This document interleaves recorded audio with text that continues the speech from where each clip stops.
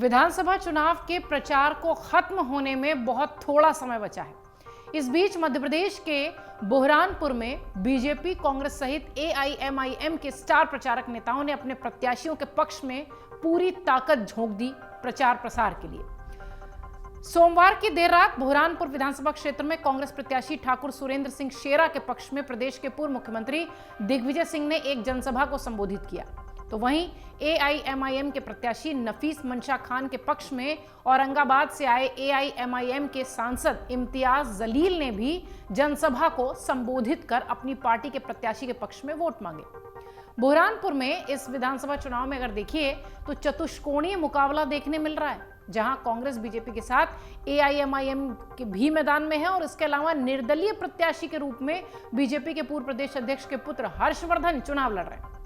बुरहानपुर में सोमवार की देर रात कांग्रेस सहित एआईएमआईएम के स्टार प्रचारकों ने अपनी पार्टी के प्रत्याशियों के समर्थन में जनसमूह को संबोधित किया। इस दौरान कांग्रेस प्रत्याशी सुरेंद्र सिंह शेरा के समर्थन में सभा को संबोधित कर रहे प्रदेश के पूर्व मुख्यमंत्री दिग्विजय सिंह ने बीजेपी के साथ एआईएमआईएम पर भी जमकर हमला बोला। उन्होंने अपनी सभा में बीजेपी और कांग्रेस के साथ सनातन धर्म पर भी खुलकर अपनी बात रखी। असदुद्दीन ओवैसी की पार्टी पर जमकर हमलावर दिखे। इस दौरान दिग्विजय सिंह ने प्रदेश में 130 सीटें जीतने का दावा करते हुए प्रदेश में 100% कांग्रेस की सरकार बनाने का दावा किया। उन्होंने कहा कि मध्य प्रदेश में कांग्रेस की 130 से अधिक सीटें आएंगी और कमलनाथ के नेतृत्व में कांग्रेस की सरकार बनेगी।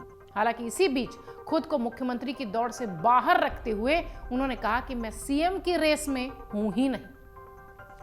दिग्विजय सिंह ने बुरहानपुर से चुनावी मैदान में उतरे असदुद्दीन ओवैसी की पार्टी के प्रत्याशी के साथ साथ कांग्रेस पार्टी को चुनाव हराने के लिए उनको चुनौती भी दे दी। उन्होंने कहा कि ना खुद जीतने के लिए वो आए हैं और ना ही वो दूसरी पार्टियों को सहयोग करेंगे। बीजेपी के पूर्व प्रदेशाध्यक्ष नंद कुमार सिंह चौहान के बेटे और बीजेपी के बागी होकर निर्दलीय मैदान में उतरे हर्षवर्धन सिंह को व्यंग करते हुए उन्होंने असदुद्दीन ओवैसी और की पार्टी और उसके प्रत्याशी के साथ साथ जमकर इन पर भी हमला बोला और साथ ही पूछा कि अगर वो जीते तो कौन सी पार्टी में जाएंगे। अपनी पार्टी कांग्रेस से प्रदेश भर में बागी होकर दूसरों के लिए काम कर रहे हैं और बागियों के लिए उन्होंने ये भी कहा कि 17 नवंबर तक ये उन्हें मनाया जाएगा। इसके बाद वो नहीं माने तो उन्हें पार्टी से बाहर का रास्ता दिखाया जाएगा। ये बात वो अपनी पार्टी के बागियों के संदर्भ में भी कह रहे थे। प्रदेश में बीजेपी के सभी दिग्गज नेता जो विधानसभा चुनाव लड़ रहे हैं उन पर भी दिग्विजय सिंह ने कटाक्ष किया। उन्होंने कहा कि कैलाश विजयवर्गीय, नरेंद्र सिंह तोमर, प्रहलाद पटेल, इन सभी नेताओं को उनकी औकात दिखाने के लिए पीएम नरेंद्र मोदी ने विधानसभा चुनाव लड़वा दिया है। हालांकि बीजेपी के इन दिग्गजों के चुनाव हारने के सवाल पर दिग्विजय सिंह ने कहा कि ये सब संकट में है, क्या किया जाए। बुरहानपुर में ही दूसरी तरफ एआईएमआईएम यानी असदुद्दीन ओवैसी की पार्टी की तरफ से बुरहानपुर पहुंचे और औरंगाबाद के सांसद इम्तियाज जलील ने एआईएमआईएम प्रत्याशी नफीस मंशा खान के समर्थन में वोट मांगते हुए कांग्रेस और बीजेपी दोनों पर हमला बोला। उन्होंने कहा कि अब तक कांग्रेस सहित दूसरी पार्टियां अल्पसंख्यक वोटर्स को रबर स्टैंप समझती रही हैं। 5 साल में एक बार चुनाव के समय इनका इस्तेमाल करना जानती थी, लेकिन इस बार उनकी पार्टी के प्रत्याशी नफीस मंशा खान 3 दिसंबर को चुनाव के नतीजे आने पर दूल्हा बनेंगे और इन कांग्रेस के बीजेपी नेताओं को उनकी बारात में नचाते दिखेंगे।